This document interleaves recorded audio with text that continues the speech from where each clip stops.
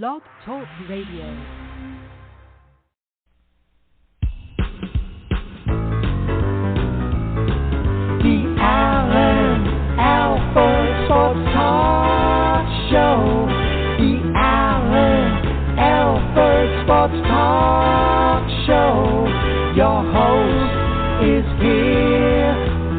Show tonight to interview our special guest, show highlight the Allen Alford Sports Talk Show, the Allen Alford Sports Talk Show. Football, basketball, baseball, hockey, soccer, boxing, tennis, golf, and racing. The Allen Alford Sports Talk Show. The Allen Alford Sports Talk Show. Tune in for all the news and scores, reporting on the games and so much more. The Allen Alford Sports Talk Show. The Allen Alford Sports Talk Show. The Allen Alford Sports Talk Show. The Allen Alford Sports Talk Show.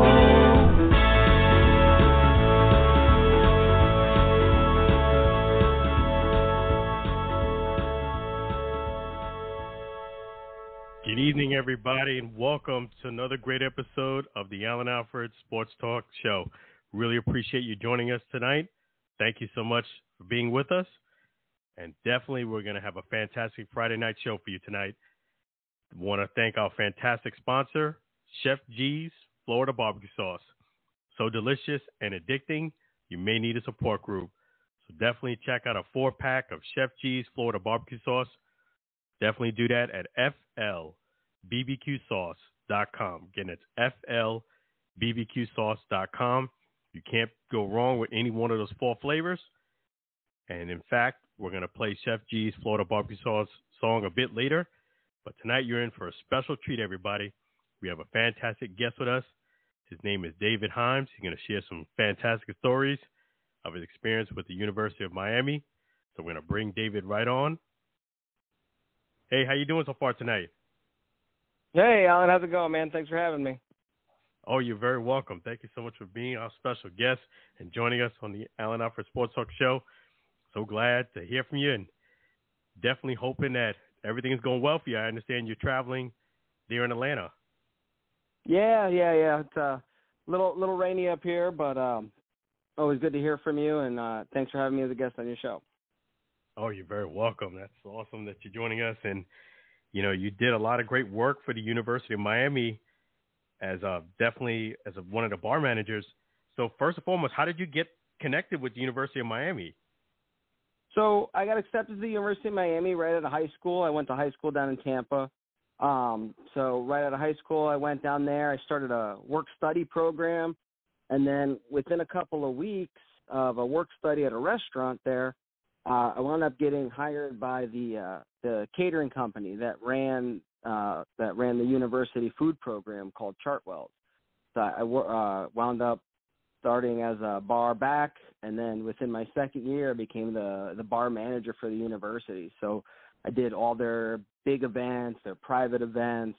When they opened the basketball stadium, I was the lead on getting everything going there, you know, and starting all their parties and helping them set up for concerts and doing all those kinds of cool events for them. Wow, that must have been a lot of fun, and definitely that would sound like there was a lot of great things that happened. So tell us some of the experiences that have happened while you were working with the University of Miami. You know, like I was telling you in the pre-interview, like I went there from 2000 to 2004. So anybody that knows Miami football, and you know it's getting closer to college football time, so I'm getting ready for another college football season. And 2004 was like the glory days of the University of Miami prior, the 80s, and then they had this time.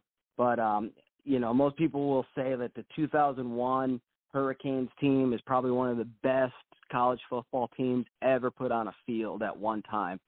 So, I was just lucky enough to be able to do a lot of their events, work with a lot of the coaches, the team, help set up for the after parties, for, sponsor events, and set up for the new recruits coming in, doing their breakfasts and stuff like that.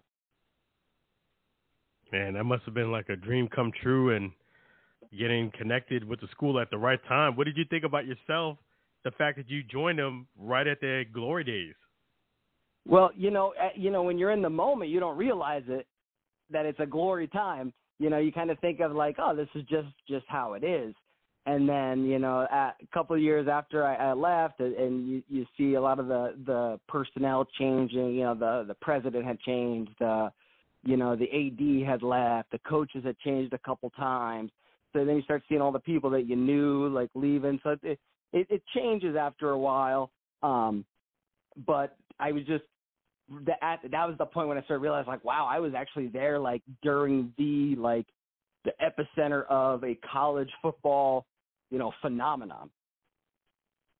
Yeah, that definitely was. I mean, you're right. And everybody was talking about the University of Miami that time. And in fact, they won the 2001 national title. That was something special, just to be around people, the players, the coaches, the staff, and then winning a championship. How did you get a chance? How was your experiences seeing that? So, and that's interesting, and I tell a lot of people this, like, we won one national championship. We really should have won 3, because in 2000, they had us play the Sugar Bowl against the Gators. And I don't even remember the score, but it was a wipeout. It was like 54-16 or something like that. And then pretty much anybody that follows college football will tell you the 2002 national championship game against Ohio State was a ripoff. I still to this day have not seen tape of that game, and I refuse to, just because of the horrible calls I was listening to on the radio, because I was traveling overseas, and I was like, oh, this is so bad. But after winning the championship, I was lucky enough to be on campus during that time, which is an odd time because it's, those games are played while most students are not there. But being a worker for the university, I was able to be there and share that experience with, like, the staff and the actual, like, the athletes are there. They come back and celebrate, and it was a really, really, really interesting time. And I was lucky enough to be in the dorms with some of the guys. Like, they lived, a lot of the football players lived in the floor above me in the Mahoney dorms. And I was, I friends with cheerleaders and all that kind of stuff. So it was a really, really interesting time. Yeah, it sounded like it was a lot of fun there. And you got a chance to not only mingle with a lot of the players, you also got a chance to hang out with people that a lot of people don't get a chance to meet, and that was Kevin Everett. How was that experience with meeting Kevin? Oh, dude, Kevin Everett and I, so we had the same minor. Both him and I minored in sports management. We took a lot of the same classes. And during the sports management class, we got to go visit a lot of places together too. So we would go visit, like, the Miami Heat executive offices, the Dolphins training facilities. We even got to go visit the, like, I forget what they call it, like the board of executives for the city of Miami when they're putting together, like, a Super Bowl packet, which, if you've never seen a city put together a packet for what it takes to bring a Super Bowl there, it is ridiculous. The amount of paperwork and, like, organization based on, like, hotels, travel, food, transportation, very large project just to put together, a proposal to bring a Super Bowl to your city. Him and I, we went all those places together, just a super, super chill guy, really nice. I was so happy when he was able to get drafted to the Bills. And then I don't know if everybody knows what happened to him, but he on special teams wound up, having an accident and got his neck injured. But he was just one of the nicest guys I've ever run across, during my time there. Just super personable. You wouldn't even know he was, a superstar athlete by talking to him. Wow, that's amazing because, nowadays, when people get success, especially at a young age, they really let it go to their head. And talk about his humbleness, being that he was being on a winning team and doing so great and still was one of the nice guys you could ever meet. Yeah. Yeah, and another guy I could say the same thing about, I had a couple of run-ins with, was Jarrett Payton, who is Walter Payton's son, Sweetness's son. And he came from a legacy background. He didn't, he wasn't on the field much with the team and things like that. But, man, he was just the mayor of the campus. Like, everybody knew him. He just said hi to everybody. He was just very down to earth. I just remember riding the shuttle with him. We had to ride the shuttle a couple times. The funny thing about Miami, the shuttle that takes you to the different buildings called the Hurricane, but hurry, But we'd have to catch it every Tuesday or Thursday at the same time. He was just always so nice, always talking to somebody. Just a very nice man. He was a couple years ahead of me. But I know he does a lot of the charity work now in his dad's name. And he was just one of those guys that was just really just nice to be around, Yeah, he definitely sounded like a real legend on campus there, and it was really fun times. And most players don't get a chance to actually go ahead and take out on a date a cheerleader, but you've been so lucky enough to do that. Yeah. Actually, so I actually went to school. It was funny because I went to Miami from New York. Even though I graduated from Tampa, I spent some time in high school in New York, and I had some friends from my New York high school in Miami. And one of them happened to be friends with a cheerleader, and I got to know her a little bit. And her and I started to date, and she introduced me to a friend of hers from high school. And her friend from high school happened to be a football player. And I was like, dude, that's Clinton Portis. And she's like, yeah, you know Clinton? And I'm like, yeah, everybody knows Clinton Portis. And she's like, yeah. And Clinton Portis, actually, he went to, I think it was, I forget the high school, but they were the Hurricanes in high school also. And wow. I was like, oh, my God, he's supposed to be, and this is freshman year. So, Clinton Portis wasn't really, a big name or anything like that. I was like, he's supposed to be the next big thing. And sure enough, now he's on his way to the Hall of Fame pretty much. Wow. But so he was quiet, very, very nice man, but just, didn't say too much. Yeah, that's right. That's the impression I get from a lot of people, that he doesn't really say too much unless, of course, he knows you well. Right. Yeah. And even the young lady, she was the cheerleader on his high school football team, and, they knew each other, but he was just like, hey, what's up? All right.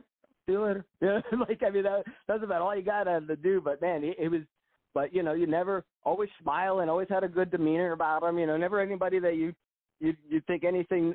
He didn't even really, at the time he was smaller. He didn't really look like a football player. Wow.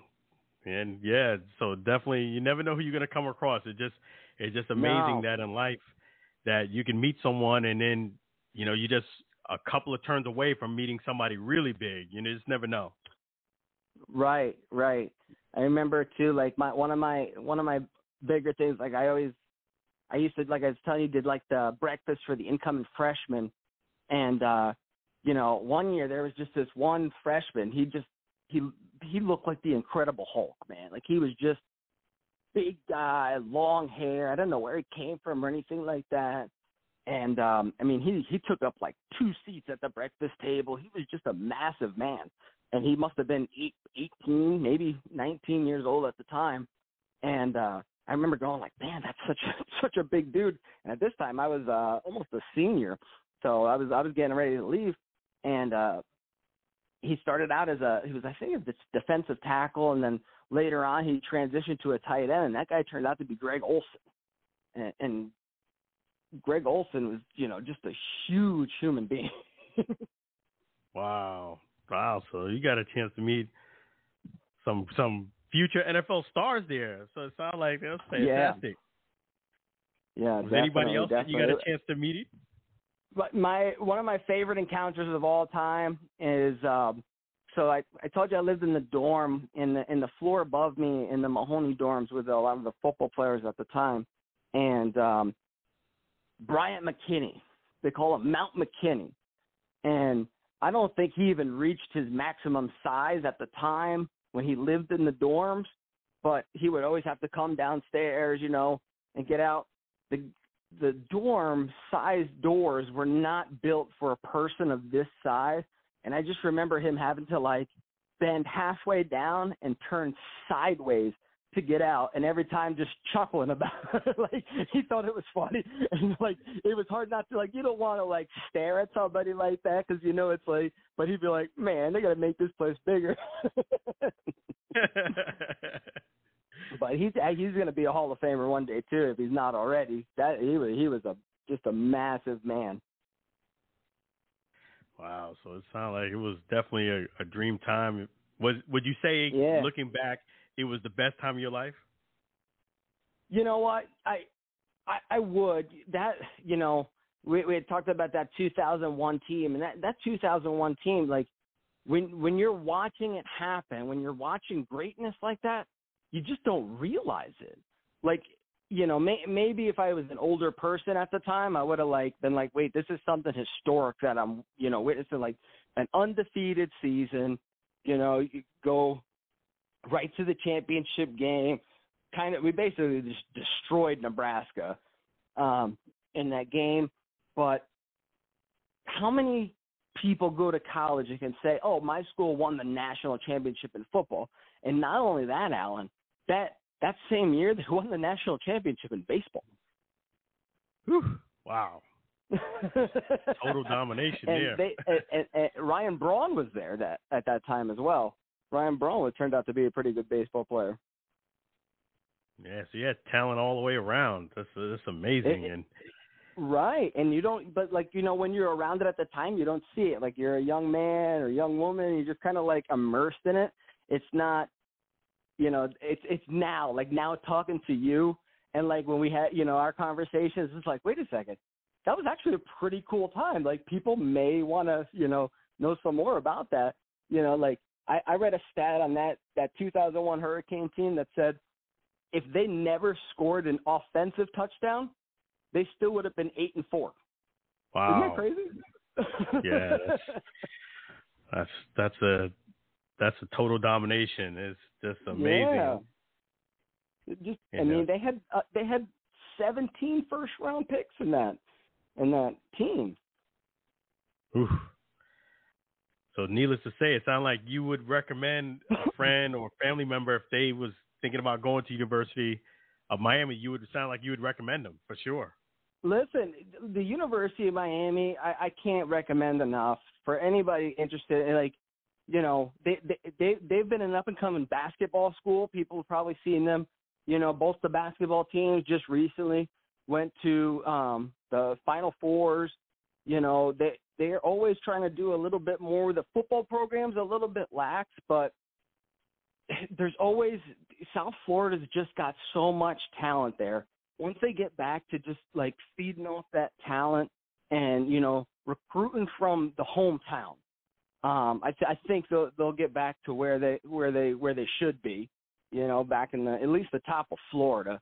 Maybe not the top of the country right away, but we could still – kick some gator and Seminole tail.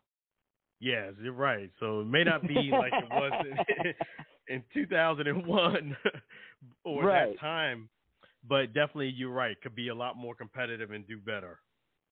Exactly. Yeah, at least have us in the conversation. That's my big thing. I want to be able to it's been the past couple of years. You can watch 2 quarters of a Miami game, and then it's oh, what's going on? What happened? They're changing up the quarterback. They're trying this. They're trying that. And it's this is not Hurricane football. Give me, I don't know if you know Ken Dorsey. Ken Dorsey was the quarterback of the team when I went to school. He's now Josh Allen's QB coach in Buffalo. And I never saw any other QB. That was my QB for 4 years. That dude ran the team. I didn't even know if we had another quarterback. That's all I needed to see was Ken Dorsey. He was in there. He was throwing dimes. We had it good. Wow. That's great. So, yeah, I'm surrounded by a lot of people that know the University of Miami. So now you brought some light as to how cool it was. It seemed like if anybody didn't go during that time, they really missed out. No, and then like not only that, it's like you also get to see these people out. Like the culture down in Miami is just very cool. Miami is actually located in Coral Gables, which is a very small community. But then as soon as you get out of there, they got the rail. I was there during the Orange Bowl days, which is a long time ago. So the game culture of the students going to the game was a lot more like familial. To where it's like we all woke up, we all got on the rail, we went to the games together. Now it's out where the Dolphins play. It's a little further away. I don't know how the transportation works, but there's still a lot of things for people to do down there. Where opposed to like I don't know if you've ever been to Gainesville. For me, there was just a lot of bars and stuff. It's not it's not like a real cultural epicenter. Yeah, it's a different culture, that's for sure. You got that right. But yeah, I'm so glad that you shared such a fantastic story. I know you're traveling, so we don't want to take up too much of your time. And awesome. And we definitely pray that you have a safe travels back to Florida. How long are you gonna be in Atlanta? We'll be here for about 3 or 4 days. We're visiting some family up here. Trying to keep our family intact. So, but always good to hear from you and catching up with you, man. I always like talking sports with you, so. Oh, same here. So definitely anytime, you're always welcome on the Allen Alfred Sports Talk Show. Really appreciate you joining us. That's David Himes, University of Miami. He told us a great stories there. We appreciate having you. All right, let's go you. Thanks, Alan. You're welcome anytime, my friend. My pleasure, my friend. Later, bro. Bye. Take it easy. Thank you so much. Yeah, so that was a great guest, special guest, David Himes from University of Miami. So definitely want to keep up with him and have him back on. Now we know how great things were at the University of Miami. I could tell all the friends that I have, hey, you need to go to University of Miami, and now I can understand why people love it so much. So that's fantastic. And we just finished hearing from great David Himes, and we got another great caller calling in. Name is Lou. How you doing so far tonight, Lou? All right, Alan. Thanks. You're welcome. Sorry about your wait there. How you been? All right. Yeah, I knew you had a guest coming on, so I just wait. Hey, thank you for your patience. Really appreciate you. And a lot going on in the world of sports, and I wanted to get your thoughts on the NFL running backs. Nobody got a long-term deal. Josh Jacobs, Saquon, Barkley, and Tony Pollard. What are your thoughts on none of the top running backs securing a long-term deal? I say, what is your problem? Why won't you sign the deal? I mean, Pollard has I think we're the first out of 3 of them to get the deal. Barkley, I think he wants to see out the season. Like, what? Why can't you sign a long-term deal? What are you waiting for? They're not going to give you $200 gazillion, okay? So forget that right off the bat. Take the deal, what it is, and just get it over with. Your team is counting on you. Your fans are counting on you. But you want to play stupid and, have your team suffer. Yeah, I agree with you. A lot of times, guys, they let their pride get in the way of making a great business decision, and you find out after the fact that you get hurt really bad if you don't take the kind of like the deal while it's on the table. And your thoughts, Lou, you think it's going to end badly? I think for Barkley, yes, because if he's going to have the season, it's going to hurt the Giants a lot. You can't rely on Danny Dimes by himself. Yeah. So your thoughts is that he's not going to sign, not going to show up, and it's not going to end well for Saquon. How about the Giants? Without Saquon, the Giants are going to be in the tank this season. Sorry. Yeah, I do agree on that too. I definitely think that they might be able to get a serviceable back, somebody who's pretty decent, but I don't think they're going to have a Saquon Barkley, at least not in the first year. That's, it takes. No, it'd be worse than get Charles Barkley. Oh, okay. Yeah, it's going to be a different ball game, that's for sure. But yeah, a lot going on in the sports world, and I saw that Rory Mcllroy he won a tournament. Yeah, but not a major. No, I know it's not a major, The drought but continues. the drought continues on a major. It just, for whatever reason for him, and he plays some phenomenal golf. It's just that when it comes to the majors, he just, I don't know if it's a pressure, and sometimes people that happen, some great athletes that during a big show they're not at their best. So hopefully he'll get things. I'm going to put it this way, Alan. I'm going to put it this way, and you'll excuse me for being an idiot here for a minute. He's going to become the Susan Lucci of not winning a major. Why did they get a major? I can't remember. 10 years and I haven't get one. What are we doing? Oh boy. Just bad. 10 years out of me. What am I doing? He got right here. Oh boy. I had to do it. Hopefully he proves us wrong and he gets one. I feel for Rory. I tell you one thing, if he stops talking about live golf, he'll have a better shot. You mean the other golf league? Yeah, I mean, they already merged, and you may not like it, but the PGA Tour made a business decision. If you can't beat them, join them. Right, but there are a few players who say, I want to play that tournament. It was the last tournament on earth. You know what? I feel like I hear what they're saying, but it's like, hey, golf is golf. Just worry about your game. Yeah. You can't control the business aspect of that. I wouldn't even worry about it. It's not like the U.S. doesn't do business with Saudi Arabia anyway. They just, for some reason, people make a big deal about golf. When you fill up your gas tank, what do you think the gas is from? The thing is that, we're not really on, friendly terms with Saudi Arabia anyway, so that was a big controversy right from the start.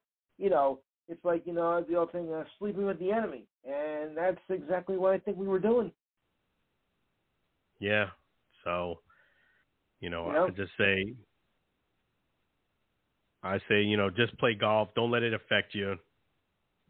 You don't control it. But one thing you do control is, I know this weekend you're going to have a fantastic show. What do you got cooking this weekend? Well, I'll try a fantastic show. Of course, we're going to discuss the Women's World Cup tournament, which is going on right now. We'll wrap up the men's golf, the men's soccer tournament, the Gold Cup, which ended Sunday. It didn't end the way I wanted to. We'll, of course, recap. We'll also, of course, the British Open. We'll recap because we're also going to recap, the men's finals at Wimbledon, which happened on Sunday. And we'll take a look at NFL training camps because some have already begun. Some already have, at least I think they have. Any upcoming baseball trades, because remember, the trade deadline is August 1st. So we'll keep an eye on that. And our regular features as well, the ridiculous time of the week, sports trivia, this week in sports history, and of course, where your thoughts and comments are always welcome. So, time as usual, 4 to 6. Number to call is 512-543-4662. And don't forget, YouTube, just dial in YouTube and type in the Enhanced Sports Show, and you'll see this week's show posted up on the screen. That's right. That's the Enhanced Sports Show. You can't miss it because you got no excuse. You got it on YouTube, the Enhanced Sports Show, from Saturday, 4 to 6 p.m. Eastern Standard Time Zone. If you can't see them visually, you can call in 512-543-4662. Again, that's 512-543-4662. The Enhanced Sports Show starring Lou. And that's tomorrow between 4 and 6 p.m. I'm going to be one of the callers. I hope everybody else is a caller, too. Oh, that's great to hear, Alan. Thanks. Oh, you're welcome. Always a pleasure to hear from you. Really appreciate you, Lou. You're the best. Thanks. And, of course, the jokes may continue. Oh, boy.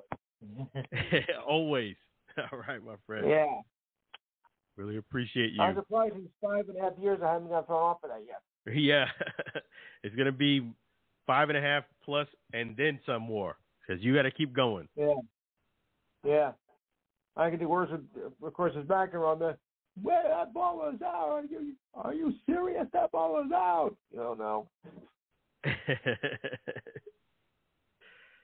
Definitely. Yeah. Yep. By McEnroe. Yeah. I know exactly what you're talking about. We're gonna talk on our show. We'll talk more. We'll talk more about tennis next week. Okay. On that note, good night. All right. Have a great weekend, and I'll talk to you tomorrow on your show. Definitely the Enhanced Sports Show. Always great to hear from Lou. Make sure you guys support him tomorrow between 4 and 6 p.m. Saturday, Eastern Standard Time Zone. So, yeah, a lot of great things going on in sports world. I did touch up a little bit about this when I was talking to Lou about the NFL running backs. And, yes, for those who don't know, it was Josh Jacobs, Saquon Barkley, and Tony Pollard. None of the three. All three had stellar years, and none of the three got a long-term deal. They all felt, pretty much that they were worth more money than what was being offered. I don't think there was too much of a problem with the length of the deals that were offered. Is just, two-part. The money per year and the length of the deal. No one got a long-term deal. So I thought about this and kind of looked into it. Unfortunately, let me start with the bad, and then I'll talk about the good. Unfortunately, in the NFL collectively, as teams and owners, they have made it very clear they do not want to pay big money and invest big money into running backs. That's what it is. This is not what my opinion is. I'll tell you my opinion a bit later, but the NFL, I repeat, has made it very clear they're not going to pay running backs a long-term deal, and they're not going to pay them boatloads of money, as what Lou said, per year, that is. It's an unfortunate fact. I feel as if the running back position, the way they look at it, as it's a position that it's a commodity, meaning, hey, it's a lot different than being a quarterback, but you can replace, in their eyes, the NFL eyes, you can replace a very good running back a lot easier than you can somebody who's a quarterback. And not only that, they've also made it clear that once a running back gets to the age of 30, they might give you a per year deal, maybe a 2-year deal max. They're really stingy once you get to the age of 30 or past, even if you are very good. Josh Jacobs was actually my fantasy football running back, one of them. And Tony Pollard. 2 of the 3 were my fantasy football running backs. So I could tell you both Josh Jacobs and Tony Pollard balled out this entire year. Now, Tony did get hurt towards the end of the year, and Saquon Barkley got hurt last year, but he came back and had a stellar season. Unfortunately, I even heard what Emmitt Smith said about this situation with the running backs now and the way that the NFL is not paying them. He didn't agree with it. I wasn't surprised his position. Unfortunately, the NFL is not going to overpay. And I hate to say it like this, but a lot of running backs outdo other running backs. And what ends up happening is you have a surplus. It's kind of like supply and demand. You have a surplus of talent. Even for the XFL, before the season started, Coach Buckley basically said he had 4 running backs, and he really didn't know which one to get rid of because they all were stellar running backs. He had 4 guys that were very, very capable of doing the position, and he really was kind of like stuck. It was like a flip of a coin. Eventually, he had to cut 2 of them, and he did. So you can't replace a star quarterback as quickly as you can an NFL running back. And that's what the league has basically said. Saquon Barkley, from what I hear, is sounding like he's going to flex, his pride and ego, as you would say, to try to get a bigger deal, a la, Le'Veon Bell style. And unfortunately, we all know how the story ends. This is kind of like Vegas. What Saquon Barkley is doing is rolling the dice, and he's going to Vegas. He's gambling. And I unfortunately know how this story is going to end. It's kind of like watching Karate Kid. If you ask me, hey, how is this movie? What do you think of it? What's going to happen? I saw Karate Kid with me and my kids probably about 25, 30 times. And I know what's going to happen, what scene's going to happen, what music is going to happen. I know how the story ends. Saquon Barkley, I respect him, and I respect Le'Veon Bell for rolling the dice and trying to up the market, but this is not going to end well if Saquon Barkley does indeed hold out and tries to kind of strong arm to get a bigger contract. I don't see a positive result. Le'Veon Bell said many, many years later, if he could do it again, he would have just signed the extension that the Pittsburgh Steelers were giving him at the time and would have just went about his business. Instead of taking a year off, getting less money from the Jets, and we all know how that story ends. It's not going to end well. I would tell Saquon Barkley, you cannot make business decisions based on how you feel, your emotion, and ego, because those things will steer you. And also, of course, there's greed in there too. I'm not saying Saquon's being greedy.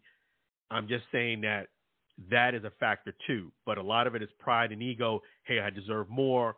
I want more. You know, I work real hard to get back. I had a great year. I get all that. But one of the best Shark Tank investors is Kevin O'Leary, Mr. Wonderful. I don't always agree with him, but I will say one thing he does fantastic is that he never uses pride or ego or emotion to make a decision, a business decision. Because when you use, feelings and emotions and things like that, cloud your decision, and sometimes you miss out on a lot of great opportunities, or you don't see the blessing in front of you. I would suggest to all three men, Josh Jacobs, Saquon Barkley, Tony Pollard, to go back, have the representative go back and try to negotiate the best deal they can with the team and just take the deal, because you trying to negotiate for more is usually not going to end well. This story does not usually end well as Le'Veon Bell. And I thought it was a mistake back then with Le'Veon Bell holding out, and at least I'll give my man credit.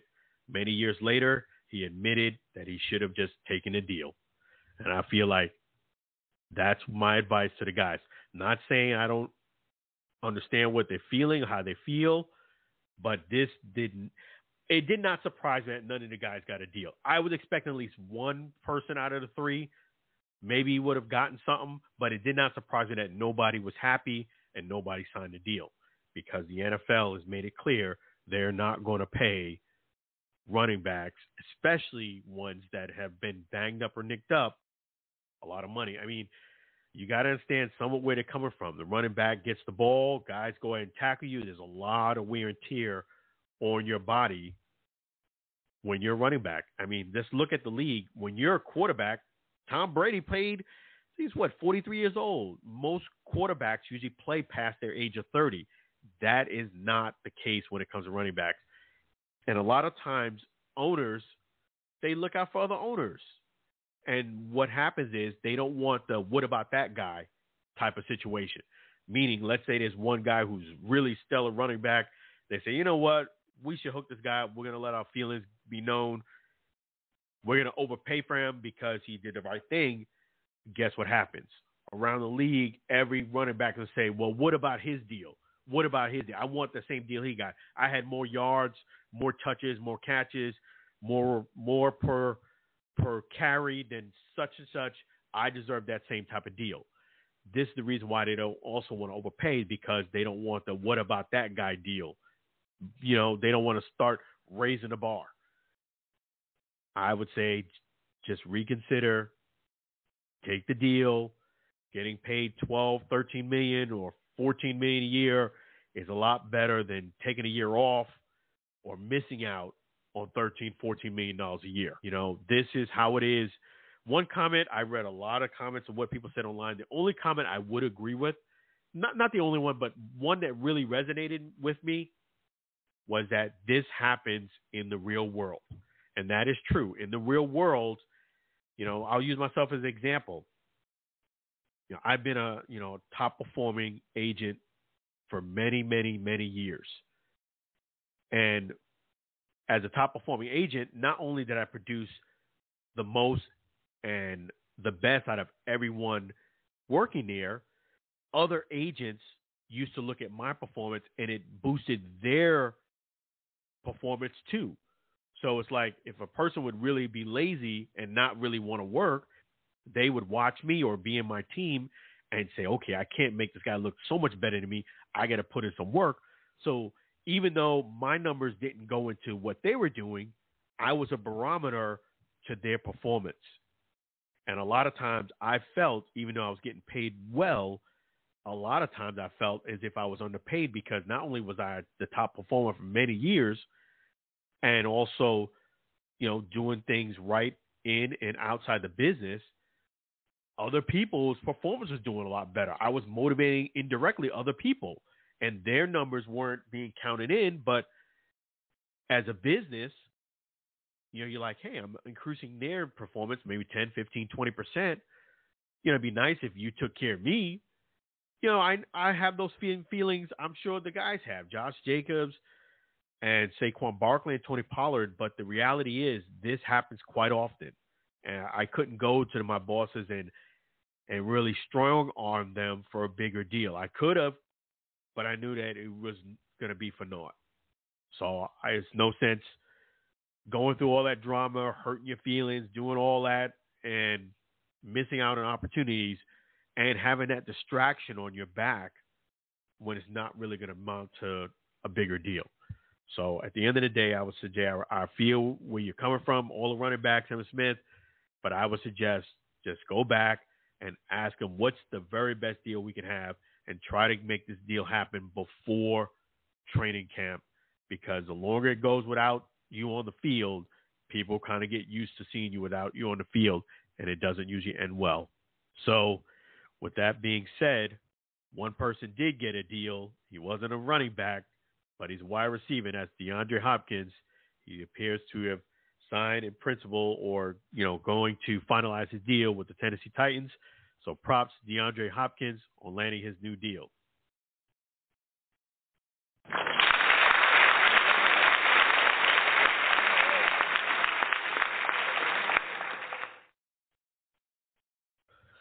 This is a great move for DeAndre Hopkins. I really do feel, I knew that when he was going to go to the Patriots, they were going to give a pretty decent offer, but I knew that the Patriots weren't going to blow him away with an offer.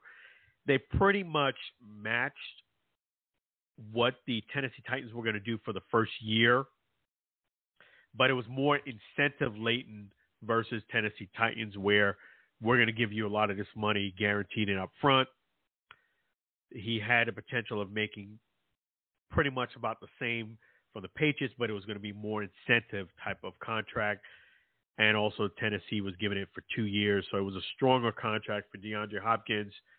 And from a business standpoint, I kind of agree with what DeAndre Hopkins did. I mean, the Tennessee Titans actually are a very good team. They're up and coming. They have Derrick Henry back there. I feel as if with another piece or two, they can actually go pretty good and do really well and get a lot deeper in the playoffs. So I feel as if they're closer to elevating himself all the way up to deep into the playoffs, more so than the Patriots. So I love this deal for DeAndre Hopkins. I think he made the right move. It was smart of him to at least get another option, because I thought he was really set on playing for Bill Belichick and the Patriots, and it really didn't matter what any other offer was out there. Apparently it did. So props to DeAndre Hopkins. He took a great deal for him. For him to have played for the Cardinals off a really sweet deal with them, and then, miss half the season. Well, not half, I would say, 40% of the season. And to come back, get a deal with the Tennessee Titans, 2 years. You know what? That's boss move. And that's where the league is headed. They'll pay a wide receiver more than they will a running back. And, because, wide receivers can play longer in their career.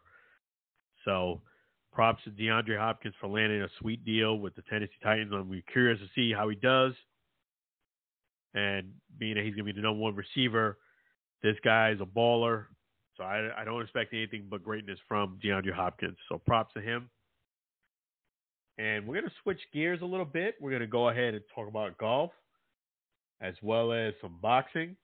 I'll discuss some ways to get some autographs, the do's and don'ts.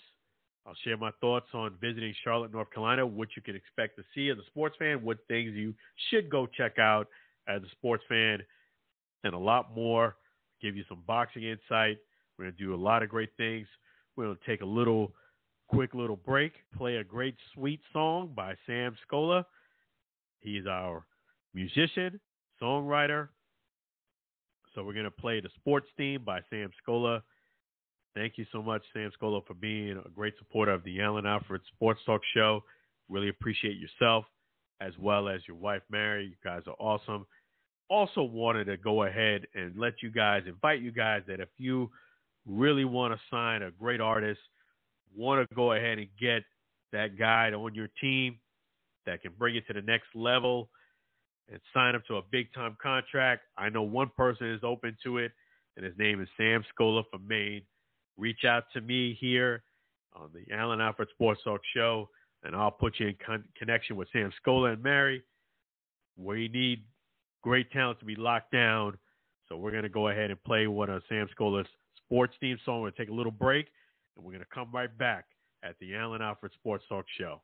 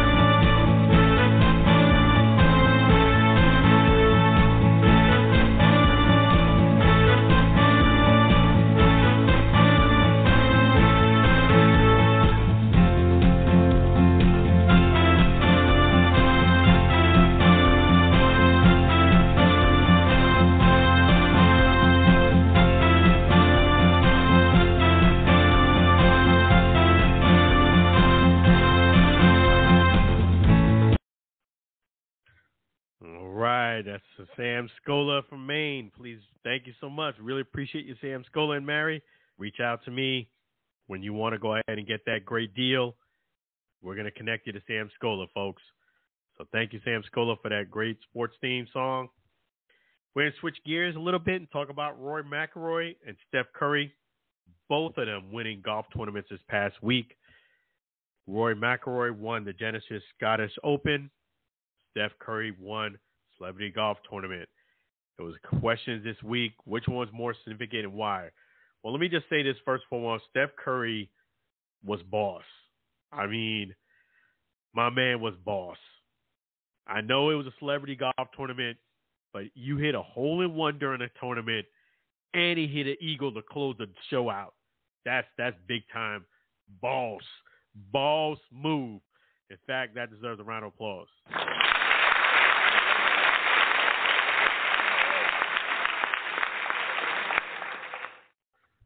When you hit a hole-in-one in tournament play, that's fantastic. And then to close the show on an eagle, golfers playing in tournaments will love that. So that was boss move.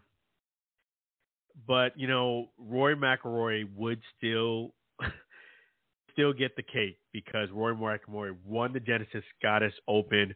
And guess what, folks? Who did I say was going to win the tournament last week? I told you guys Rory McIlroy was going to win the Genesis Scottish Open. And who won it? Rory McIlroy. Right on the money with the prediction. And, he did it. He did it in tournament play, and this was a pro-level tournament. It wasn't a major, but, hey, for you to win the Genesis Scottish Open, that's boss move, super boss, because it's a links course, and the reason why I felt Rory's going to do well because it's a course that doesn't have a lot of trees. It's a straightaway course.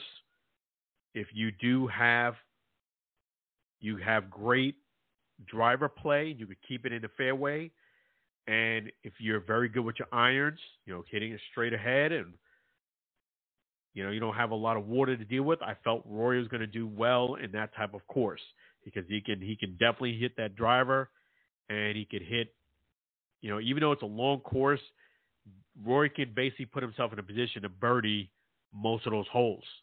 And not that he closed out the show to birdie the last two.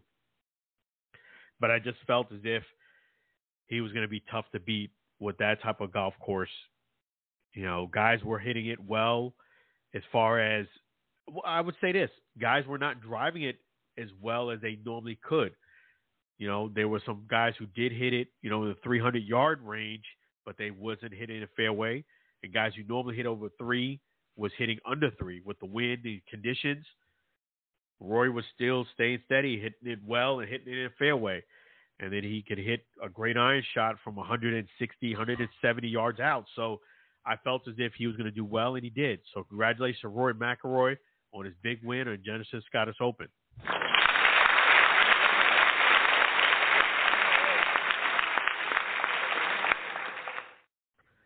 They both were great achievements, fantastic achievements. But because Rory did it in a pro golf tournament, you're going to have to give him the edge. A lot more pressure, a lot stiffer competition. When you're playing celebrity golf tournaments, there's a few guys that can play pretty good. There's some that can, most of them are all right. Quite a few of them, you close your eyes when they shoot. That's not happening when it's pro level. Everybody on the golf course can win that tournament. And they're a pro golfer. They have already been vetted to be very, very good. There is nobody that's just coming along, signing, having fun times when you're dealing with celebrity golf tournament. I know Steph is serious about his golf, but I'm just saying there is no, let's say, 20 to 25% just coming along for the ride. Maybe 25% is decent, and maybe 25% is actually pretty good. When you're playing a pro golf tournament, everybody you're assuming is very, very good. So pro golf tournament would have the edge. A hole-in-one and hitting the eagle or close out the show and winning anything in golf is an achievement. So one thing that did happen, Patrick Mahomes during a golf tournament, his father was asking, his son was asked for an autograph. Father was trying to egg Patrick Mahomes to go ahead and sign for him during a Lake Tahoe Celebrity Golf tournament. And Patrick Mahomes basically said no. He goes, well, you can make one kid happy. And he said, well, I'll make 99 sad. That's what Patrick Mahomes said. And who was right? Well, let me just tell you this much. I've gotten, fortunately, hundreds and hundreds of autographs. And everything that father did was a no, no, no. Okay? First and foremost, when it comes to autographs, let me tell you from somebody who's gotten hundreds and hundreds of autographs, male, female, celebrities, athletes, you name it. When it comes to autographs, there are some ethics that you need to show and have. Okay? Take some notes if you need to, because this is real talk. Okay? When it comes to autographs, first and foremost, you are not owed an autograph. You can wait for a guy for 10 minutes, 10 seconds, 10 hours. It's like fishing. You are not owed an autograph. You know, I've gotten a ton of autographs, but I've also been turned down for some. Some guys have, or females have, contracts they're not allowed to sign for whatever reason. Some have contracts and will only sign certain things. Some won't sign, and a lot of them won't sign because of a few different outside influences. Number one, some won't sign because they meet people like this dad and they get turned off. Some won't sign because the security that they're with informs them not to sign and tells them not to sign, even if they want to sign. And I've had that happen before. I've had athletes who was more than willing to sign autographs, but security was trying to force them not to sign it. Sometimes the people that you're with will tell you not to sign, and that's a fact. You know, sometimes, like, let's say you're a special guest and you're an athlete and you show up to a venue to make an appearance. One time, you know, there was, I won't mention the person, but they were being so gracious and signing autographs on their way to their next destination in that venue. And the security, you could hear them saying, please stop signing autographs. It wasn't even him. It was them. Sometimes it's the people you're with, you know. And now that I work in the media, I've had athletes who said, you know, I'm just signing autographs today. I'm not giving any interviews. Fortunately for me, I was an autograph seeker, but now I'm on the other side of the fence working in the media. I can be denied an interview, and an autograph seeker might get an autograph. You understand? You're not owed anything, is the point. You're not owed anything, number one. And number two, in order for you to get respect, you got to give respect. You know, just because he didn't sign right at that very moment that you wanted it doesn't mean he wasn't going to sign it for the rest of the event. He was instructed, and this is a fact, by security to stop signing autographs because he was holding up play. Patrick Mahomes signing during a golf tournament in between holes is actually very, very nice. You know, I've had golfers who said, all right, guys, I'm not going to sign during the event. I will sign at the end. So you basically had to wait till they finish their 18 holes and we're done. I've had golfers say, you know, hey, guys, you're going to have to get me on the back nine or in between. You know, they'll determine the times, and you got to respect that, you know. Number two, he had his camera out trying to cause drama. I've never asked for an autograph or picture with my camera in someone's face. Never. Just don't do it that way. Ask politely. If they say no, say, hey, no problem. Maybe maybe I'll get it later, or no worries. Or, you know, don't make it sound or seem like it's affecting you that much. I had a buddy of mine who used to go out sometimes and get the autographs with me. And when the person used to tell them no, they used to feel a sense of rejection and want to automatically say something snippy and say something rude back. And I had to coach him and say, hey, you can't do that because you give autograph seeking a bad name. And just because someone doesn't sign an autograph for you right at that moment or at that time doesn't mean they won't sign it later that day, or later in another better time, or they might sign it in a couple days for you. No doesn't necessarily mean no forever, so you don't want to give a bad impression. Remember, you're asking for an autograph. It's supposed to appear, and they're supposed to be somebody you respect and admire. You don't treat them as a sense of entitlement that, oh, I didn't get an autograph, now I got to treat you like a jerk. No, it doesn't work that way. Dad was totally wrong, totally out of place, and I'm an all-pro dad, and I can tell you the way he went about it was wrong, totally wrong. And it shows the way he went about it, what the problem in society is, a sense of entitlement. You want to create drama by having your camera phone out. Hey, I'm putting this guy on blast because he didn't sign right then and there. He was instructed not to sign. He was in between rounds. He was ready to hit a shot. You were being rude for asking him right at that moment. You know, when he's taking a little break, he's standing by the line, you know, where the roped off line is. Hey, you know, where he's just kind of gabbing, he's waiting for someone's shot. Hey, you mind signing this real quick while you're waiting? You know, you could ask in a nice way. You don't have to try to create drama. And it came across to me like you were just trying to hawk something on eBay anyway. You using your kid as a pawn. And that's the way it came across. And that's how a lot of dealers do. They don't treat the person with respect. The person doesn't sign. And that's what kills guys and girls from getting autographs, is because they run into this situation 3, 4, 5, 6, 7 times in a row, back to back to back, and like, you know what? I'm not signing it for today. You know, screw it. I signed like 100 before this guy, and then this guy wants to be 101. I say no, then he's got an issue. Be a class act and show respect, and you'll get a lot of autographs. That's how it works. You know, people used to love signing autographs with me. You know, I'll talk to you more about this in the future, about autograph seeking. This was a no-no. Ask for respect and use the word please. May I please have your autograph? Or I'm a big fan. May I please have a picture? Use the word please. Say thank you. And then if you do get it, the cool thing about nowadays, you can post a picture. Let's say you get a picture of you and Patrick Mahomes. Man, it was so cool that Patrick Mahomes went ahead and took a picture of me and my son. Here's a picture, tag him in it, and you never know. You might get a response. You know, but don't go with your camera. Hey, you can make me happy and forget the 99 others. Come on, man. That's self-entitlement, thinking you're better than everyone else. There's other people at that tournament. I'm sure one is autographed. You were not the only one. And the guy was signing. You missed it. And he probably would have signed later. You were basically asking why he was about to tee up. Come on now. That's just golf etiquette and autograph etiquette was a no.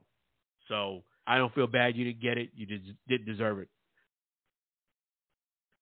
And speaking of autographs, I went ahead and had a fantastic week in Charlotte, North Carolina.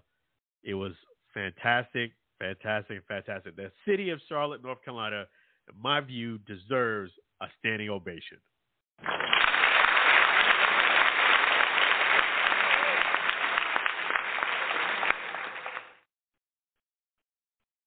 Yeah, it was awesome. It truly was. And you know what? I did a lot during the week. A lot, not just in sports. I saw a lot, did a lot. I was glad that I left a couple things left, just because now when I go back, I have something to do, because I could have kind of scooped up everything. But I said sometimes it's good to leave someone a plate so you come back and get some seconds. So first and foremost, a place you need to definitely go is the Hendrick Motorsports Museum.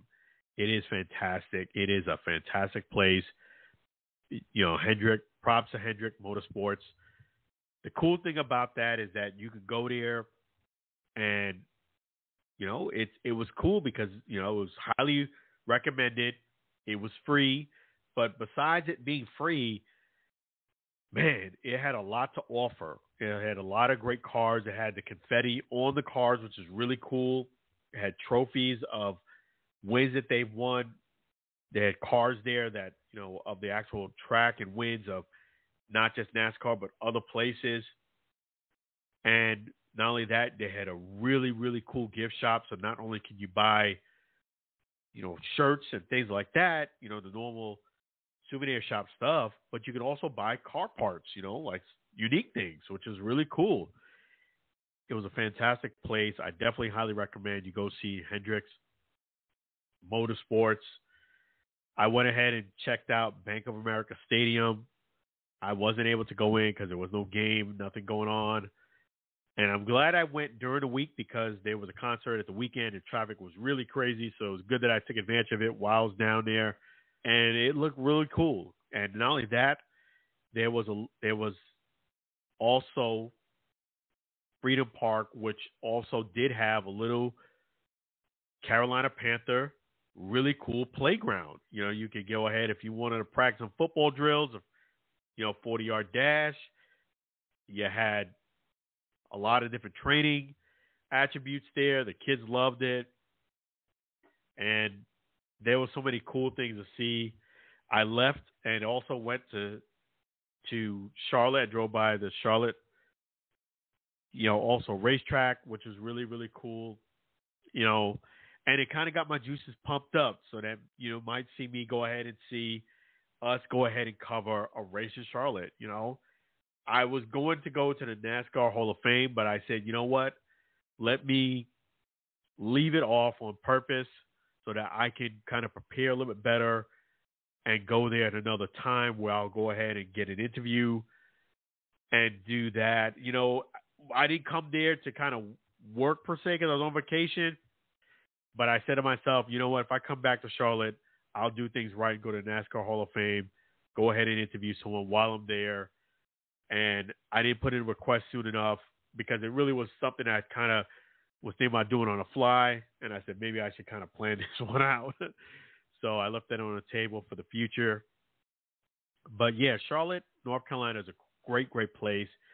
We had, we've had some great interactions, great time there. And it was something that I recommend that you guys go ahead and visit Charlotte. If you're a sports fan, you won't be disappointed. And I really think that you're going to enjoy it. You should go ahead and check it out. So many things to see. I think for sure, one of the things that I had learned by going out there, having a great time, is one of the cool things about Charlotte is that interesting things I should say about Charlotte is that we had Rick Curdy, the CEO and founder of Charlotte Bats, who wants a Major League Baseball team in Charlotte. After going to Charlotte, North Carolina, and spending a week there, they really should have a Major League team. They have the Charlotte Knights, which is a AAA team, and it's a really nice stadium. But I feel as if with the infrastructure that there's there already now, it's growing. There's a lot of pockets in there where people, have some money. It's not like they could not financially support a Major League Baseball team. I think the biggest thing is location of where they would put it. Maybe not too far from Charlotte Speedway would be a good place. So it's kind of near something. I think downtown would be a little, I don't know if there's enough space there downtown. I could be wrong. I know that you probably don't want to have it too close to where the Charlotte Knights are, but I would vote that the Charlotte Bats, they should have a Major League Baseball team. That's the interesting thing about Charlotte is they do not have a Major League Baseball team. They do have football, the NFL, the Carolina Panthers, but no Major League Baseball. So I would vote for it. I think it would be a great city to have Major League Baseball. There's a lot of great things that was happening there. We went and seen Reed's Gold Mine, which is the actual gold mine. So there's a lot of great things to do in Charlotte. We went to go see Billy Graham's library. So there was an influx of things to do and see in Charlotte. I do think one of the things that would even blow it out the water would be to have a Major League Baseball team. I do think there's enough there to support a Major League Baseball team. I would say maybe not too far from the Charlotte Speedway would probably be a good place. But logistically, if they find the right place, I think it would be awesome. So props again to Charlotte, Rick Curdy, Charlotte Bats.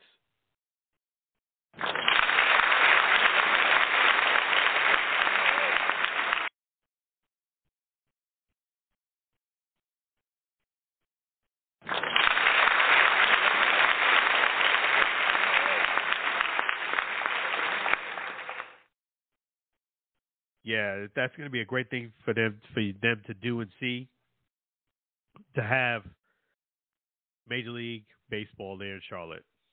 And a lot of great things happening in the sports world. I did get a chance to watch Terrence Crawford versus Errol Spence, the All Access parts 1 and 2. And it's interesting that, every single minute detail is being scrutinized, and, it should be. It's a mega fight, and there's a lot going on in the line. I feel as if this is a fight where whoever does not win has a lot to lose. I would say that. Nobody wants to lose, but I'm hoping that this fight does clear winner.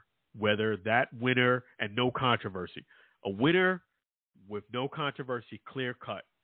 Meaning, even if it's the person who I didn't choose, I chose the other person to win, I still want a clear cut, non-controversial winner. That's what I'm asking for. Give me a win. A win is a win is a win. From whoever wins, may the best man win. No controversy, and please no draw. I want to see somebody win this fight, whoever it is, whether it's my guy that I choose or not. I want to see somebody clearly win this fight. So, what I did take away from watching All Access Part 1 and 2 is not only is every single minute detail being scrutinized, it should be, a mega fight. And to it, I'm hoping that it still carries that same weight and has that momentum into the fight night.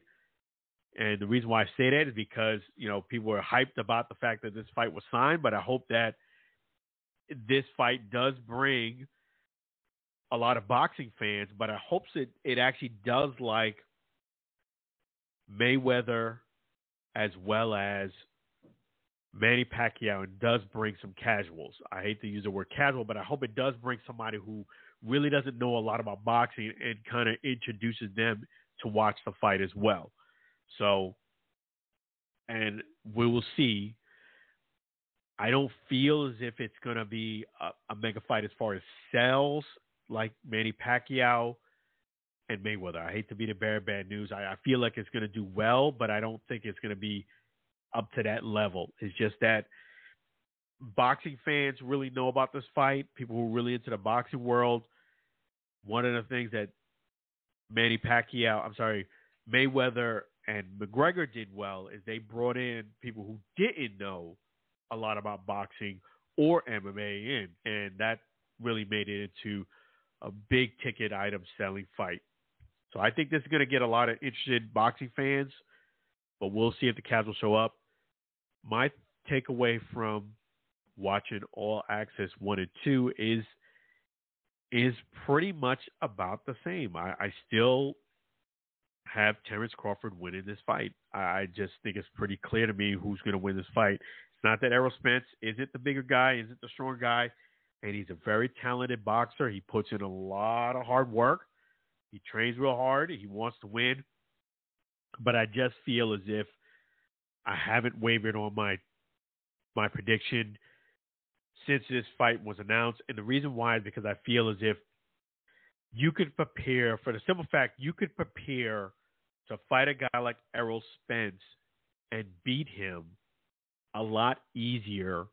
Now, I wouldn't say a lot easier, but easier than you can a guy like Terrence Crawford.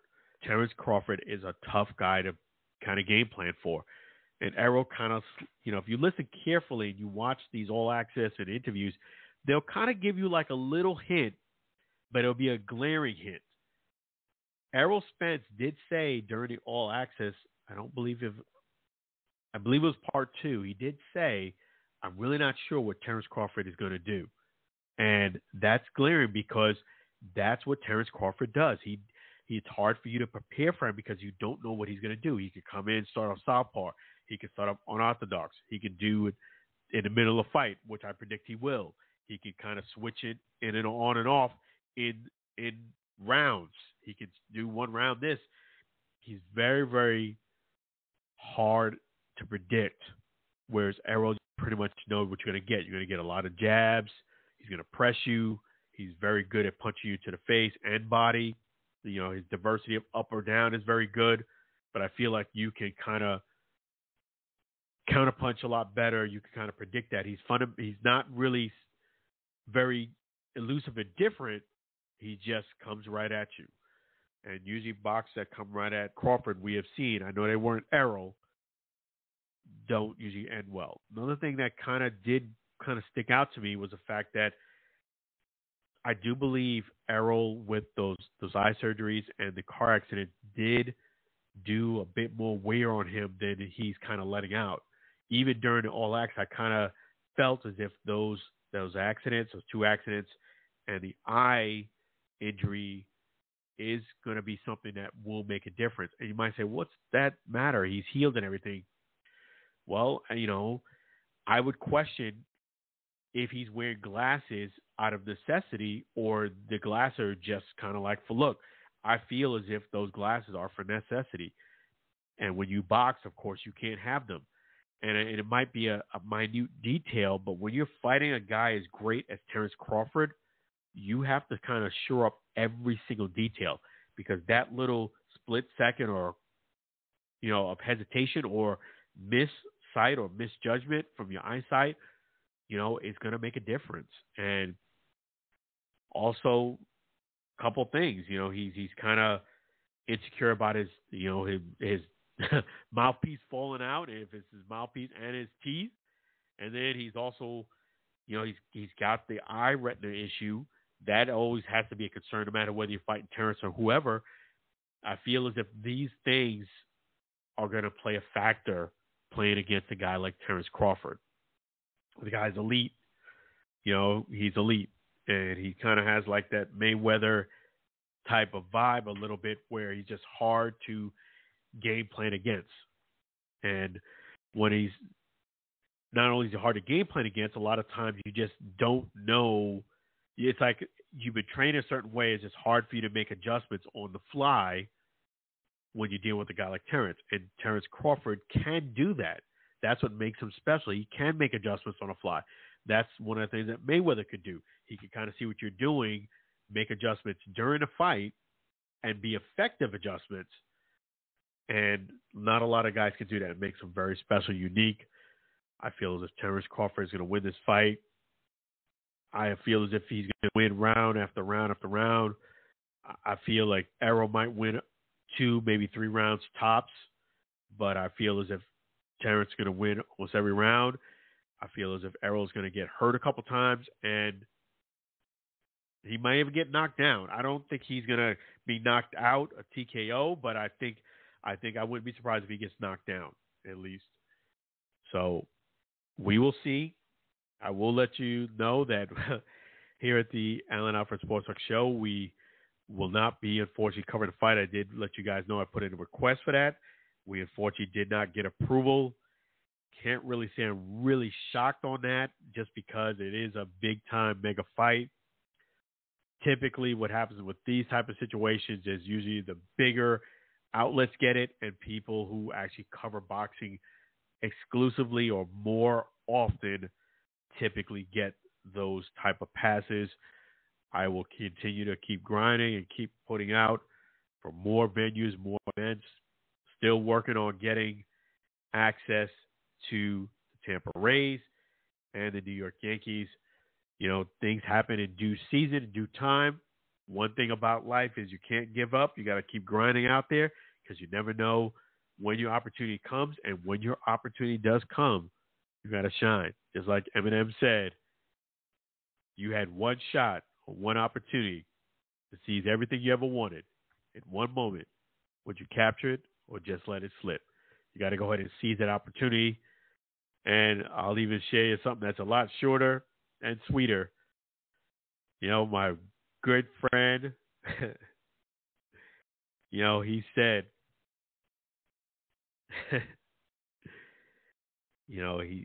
he did say, Luigi from Sbarro, the chef Luigi at Sbarro, great place to eat. He once told me, Alan, you got to eat the spaghetti while it's hot, not while it's cold. So you got to take advantage of the opportunity when it's there. Got to eat while it's hot, not while it's cold, because it may not be there forever. But we're going to keep grinding here at the Allen Alfred Sports Talk Show. Really appreciate all of you It was a lot of love shown when I posted up the pictures from the Charlotte, North Carolina trip, that I went ahead and had a great time. A lot of love from a lot of you guys. I really appreciate all of you, and your likes, your comments, views. Really appreciate it.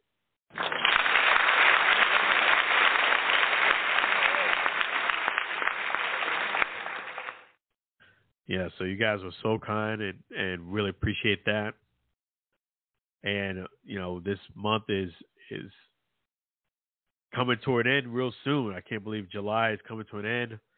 Boy, to be back to school, and it's really moving quick. So enjoy the last few weeks of the summer. We have a special guest coming on next Friday. Another great special guest, I should say, coming on next Friday. I will not spoil the surprise just yet. During the week, I will let you guys know. A lot of great things are in the works for the Allen Alfred Sports Talk show. I will also let you know and keep you updated on that as well during the week. Don't want to spoil surprises. And you definitely don't want to spoil your blessings. Thank God for giving me the opportunity to do the Allen Alfred Sports Talk show and the motivation. You guys give me the motivation too.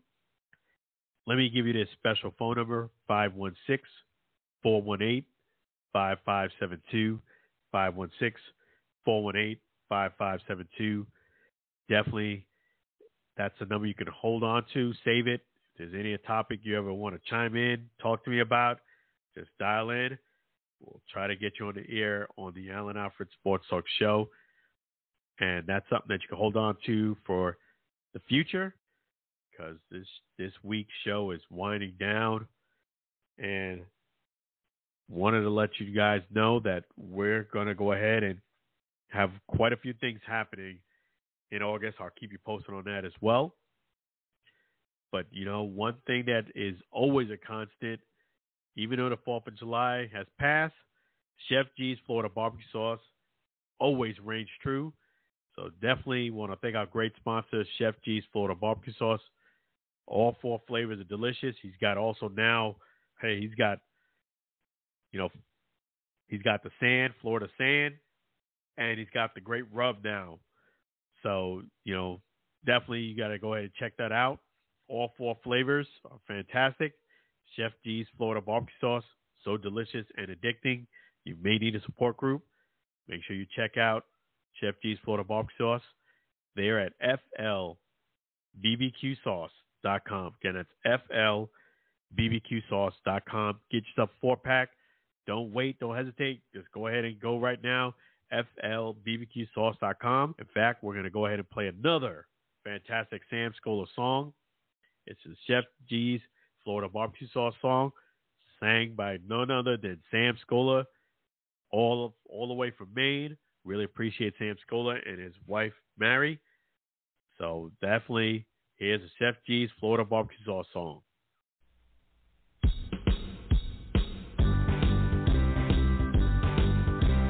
Comes in for variety, Chef G's Florida barbecue sauce. Natural flavor, Chef G's Florida barbecue sauce. Florida Gold honey mustard on burgers and ribs.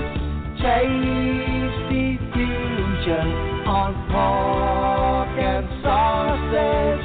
A classic taste for chicken steak tips.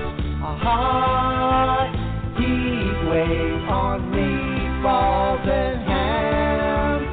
It's a cookout treat. Chef G's Florida barbecue sauce. Serve on fish and vegetables. Chef G's Florida barbecue sauce. Chef G's Florida barbecue sauce. Chef G's Florida barbecue sauce.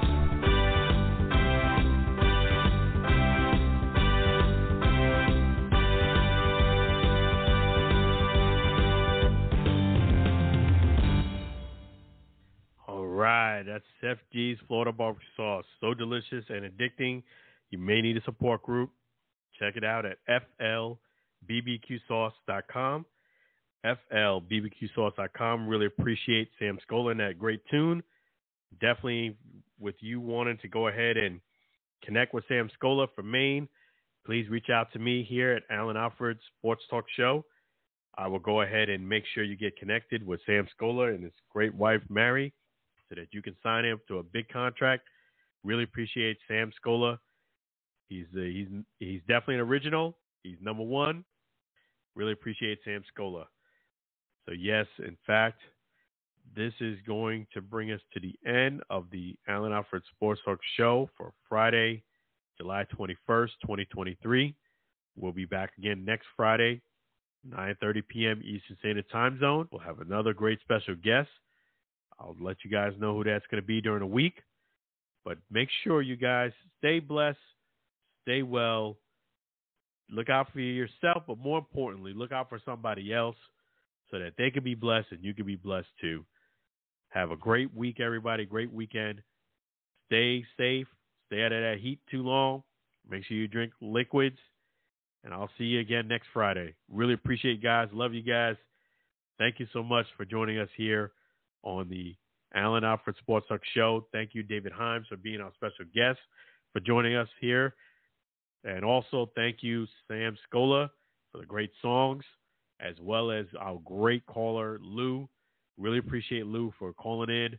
So thank you, Lou. Thank you, David Himes. You guys are awesome.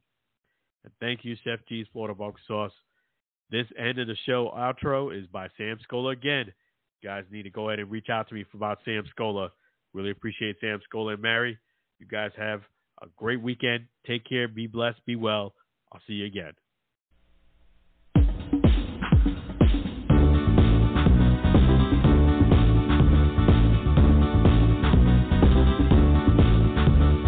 It's the end of the Sports Talk Show.